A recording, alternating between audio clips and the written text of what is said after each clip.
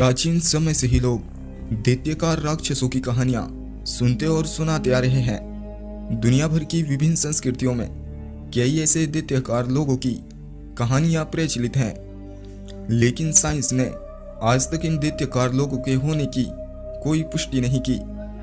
लेकिन शोधकर्ताओं को कई ऐसे विशालकाय मानव कंकाल मिले जिन्हें देखकर लगता है कि प्राचीन समय में दैत्यकार लोग रहते थे। आज के इस एपिसोड में हम जानेंगे इन्हीं दैत्यकार लोगों के बारे में जो कभी धरती पर रहा करते थे। तो दोस्तों, अगर आपने अभी तक हमारे YouTube चैनल को सब्सक्राइब नहीं किया है तो कर लीजिए, बेल के आइकन को भी दबा दीजिए जिससे कि हमारी सभी वीडियो आपको सबसे पहले मिले। सन 1890 की सर्दियों में फ्रांस के कैस्टलनायू लीलेज के एक बहुत पुराने कब्रिस्तान में एक विशालकाय मानव की 3 हड्डियां पाई गई। शोधकर्ता जॉर्ज वॉचर ने बताया कि इनमें से एक हड्डी की लंबाई 14 सेंटीमीटर थी, जो फीमर के मध्य भाग की हड्डी थी। यह हड्डी बेलनाकार आकार की थी, जिसकी परिधि लगभग 16 सेंटीमीटर थी। दूसरी हड्डी का टुकड़ा टिबिया के सॉफ्ट और मध्य भाग का था, जिसकी लंबाई लगभग 26 सेंटीमीटर के करीब थी और इस टुकड़े की परिधि लगभग 13 सेंटीमीटर थी। शोधकर्ताओं की माने तो इन हड्डियों की लंबाई सामान्य मानव की हड्डियों से 2 गुना थी। शोधकर्ता जॉर्ज वॉचर की माने तो जिस मानव की यह हड्डियां थी उसकी लंबाई लगभग 11 फीट 6 इंच रही होगी।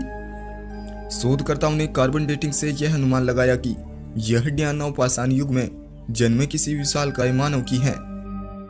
पाई गई इन हड्डियों के बारे में 1890 में प्रकाशित निष्कर्ष लॉ नेचर पत्रिका में विस्तार से एक लेख भी छपा था।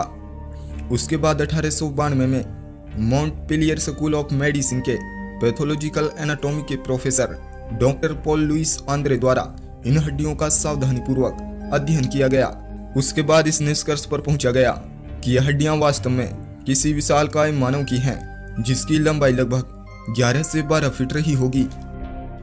सन 1894 में कई अखबारों ने विशालकाय मानव की खोपड़ियों के पाए जाने के बारे में कई लेख प्रकाशित किए। अखबार की माने तो मॉन्टपेलियर फ्रांस के एक प्रोगेतशाही कब्रिस्तान में शोधकर्ताओं ने इन विशालकाय मानव खोपड़ियों को खोजा था। इन खोपड़ियों का आकार लगभग 31 से 32 इंच था। इन खोपड़ियों के साथ कई मानव कंकाल भी पाए गए, जिनमें शोधकर्ताओं ने यह अनुमान लगाया कि विशालकाय खोपड़ी वाले इन मानवों की लंबाई लगभग 14 से 15 फीट रही होगी। इन खोपड़ियों और हड्डियों को और आगे अध्ययन के लिए पेरिस अकेडमी भेज दिया गया था।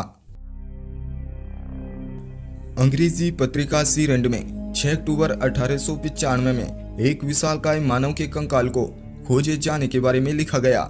इस कंकाल को उस समय खोजा गया जब डायर, जो सेंट पैट्रिक कैलिफोर्निया के आसपास लोहे एस की तलाश कर रहे थे, तो उन्हें वहां खुदाई के दौरान ये विशालकाय मानव का कंकाल मिला। इस विशालकाय मानव की लंबाई 3.6 मीटर थी, जिसके पांव में 6 उंगलियां थी। इस सब को अध्ययन के लिए मैनचेस्टर और लंदन भेजा गया, जिसके बाद यह पता चला कि यह विशालकाय मानव लगभग 2.7 मीटर यानी कि 9 फीट लंबा रहा था। सन 2012 में स्विस पुरातत्वविद ग्रोगर स्पोरी ने बाइड नामक जर्मन अखबार में एक विशालकाय मानव की उंगली की फोटो पब्लिश की, जिसकी लंबाई लगभग 16 इंच थी। शोधकर्ताओं ने इस उंगली को देखकर यह अनुमान लगाया कि जिस भी मानव की यह उंगली है उसकी लंबाई लगभग 16 फीट रही होगी।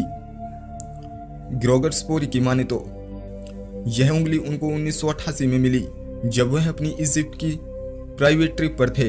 इस फिंगर को ममीफाइड करके रखा गया था, जिससे शोधकर्ताओं को यह मानना है कि यह उंगली गीजा की पिरामिड में दफन किसी मम्मी की है।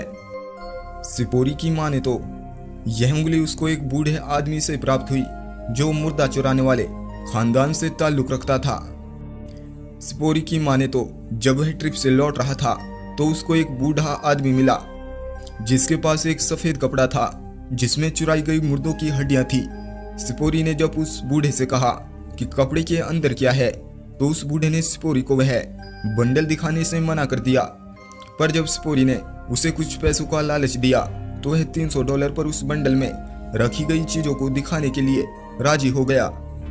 सिपोरी ने जब उस बंडल को देखा तो उसमें उसे कई हड्डियों के अलावा ये डार्क ब्राउन कलर की फिंगर मिली जो मुड़ी हुई थी और जिसके ऊपर सूखी फफूंद जमी हुई थी। सिपोरी ने उस वक्त इस फिंगर के फोटो भी लिए। उसके बाद उस बूढ़े आदमी से सिपोरी ने इस फिंगर को खरीद लिया। यह फोटो 2012 में सोशल मीडिया पर काफी तेजी से वायरल हुआ, जिसके बाद लोगों के मन में कई सवालों ने जन्म लिया, जैसे अखबार में इस उंगली पर छपा ये लेख सच है या झूठ, और अब ये जांट उंगली कहाँ है, क्योंकि जांट कंकाल पाने की कई खबरें झूठी होती हैं। ऐसा ही कुछ इस केस में हुआ। बाद में पता चला कि यह उंगली जब पब्लिक एग्जीबिशन के लिए रखी गई तो उसे वहां से किसी ने चोरी कर लिया, जिसके बाद इस जाइंट फिंगर की रिपोर्ट को लोग फेक मानने लगे।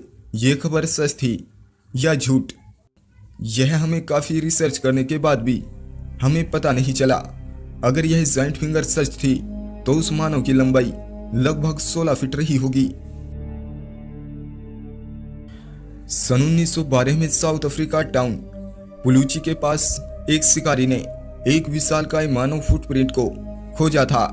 साउथ अफ्रीकन ऑथर और साइंटिस्ट माइकल टेलिंगर ने इस फुटप्रिंट पर एक वीडियो बनाकर यूट्यूब पर पोस्ट किया था। माइकल टेलिंगर की माने तो इस फुटप्रिंट की लंबाई लगभग 4 फीट है और जिसका भी यह फुटप्रिंट है उसकी औसत लंबाई लगभग 24 से 27 फीट रही होगी। माइकल टेलिंगर के अनुसार यह फुटप्रिंट लगभग 200 करोड़ साल पुराना है। इस फुटप्रिंट के बारे में शोधकर्ताओं की अपनी अलग अलग राय है। माइकल टेलिंगर और कई अन्य जियोलॉजिस्ट यह मानते हैं कि यह फुटप्रिंट किसी जाइंट मानव प्रजाति का है जो लगभग 200 करोड़ साल पहले धरती पर निवास करती थी। माइकल टेलिंगर के अनुसार उस मानव का पांव पिघले हुए मैग्मा में धंसा होगा और जब मैग्मा ठंडा हुआ होगा तो यह निशान बन गया होगा। वहीं कई शोधकर्ता यह मानते हैं कि यह कोई फुटप्रिंट नहीं है बल्कि यह कोई नेचुरल इरोशन है, यानी प्राकृतिक बना हुआ निशान है। उनका कहना है कि यह चट्टान ग्रेनाइट से बनी है जिसका निर्माण पृथ्वी के अंदर हो रही कई सालों की प्रोसेस से हो रहा होगा। कईयों का मानना है कि मैग्मा पर निशान बनाने के लिए मैग्मा का टेम्परेचर लगभग 1200 डिग्री सेल्सियस होना चाहिए, और कौन ये चाहेगा कि दहकते हुए लार्वा में अपना पांव दे। और वहीं कई लोग इसे एडम का फुटप्रिंट मानते हैं। आपकी इस फुटप्रिंट के बारे में क्या राय है, हमें कमेंट करके जरूर बताएं। कुछ दिन पहले इंटरनेट पर यह कंकाल बहुत तेजी से वायरल हुआ था। सोशल मीडिया पर इस कंकाल को यह लिखकर शेयर किया जा रहा था कि कुरुक्षेत्र के पास खुदाई करते समय विदेशी पुरातत्व विशेषज्ञों को एक 80 फुट की लंबाई के मानव के कंकाल मिले जो महाभारत के भीम के पुत्र घटोत्कच के वर्णन के समान था, और इसे डिस्कवरी चैनल ने प्रकाशित किया है। लेकिन जब हम इस तस्वीर की गहराई में गए तो हमें पता चला कि कुरुक्षेत्र के पास ऐसा कोई कंकाल नहीं मिला था। जब हमने इसकी और जांच की तो पता चला कि यह एक स्टैचू था जिसको इटालियन आर्टिस्ट गिनो डी डोमिनिकिस द्वारा बनाया गया था। 28 मीटर लंबी इस कंकाल को डोमिनिकिस ने केमिकल और कॉस्मिक मैग्नेट जैसे तत्वों से डिजाइन किया था। डोमिनिकिस ने इस कंकाल को कुछ इस तरह डिजाइन किया था कि कोई इंसान इसे देखकर धोखा खा सकता है। डोमिनिकिस ने इस कंकाल में अपनी सुंदर मूर्तिकला के सौंदर्य को लोगों के सामने रखा था। तो दोस्तों, ये थे कुछ ऐसे विशालकाय कंकाल जिनके बारे में लोगों की अपनी अलग अलग राय है। आप इनके बारे में क्या कहते हो, हमें कमेंट करके जरूर बताएं।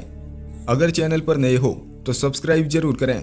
जल्द मुलाकात होगी एक और नई वीडियो के साथ। तब तक के लिए धन्यवाद।